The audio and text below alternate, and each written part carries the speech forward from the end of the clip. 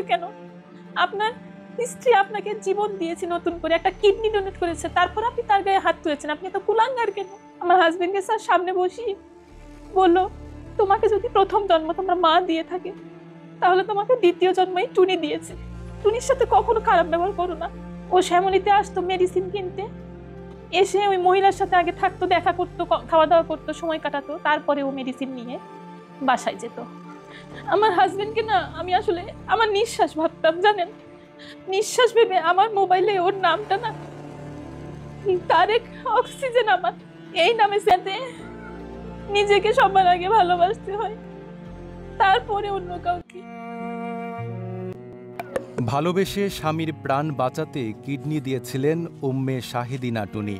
প্রতারক তারেক স্ত্রীর কিডনি নিয়ে সুস্থ হয়েই নিজের খোলস পাল্টে ফেলেন। পরকীয়ায় জড়িয়ে পড়েন এক ডিভোর্সি নারীর সঙ্গে। এক পর্যায়ে যেই নারীর কারণে জীবন ফিরে পেলেন, তাকেই নির্যাতন করতে শুরু করলেন।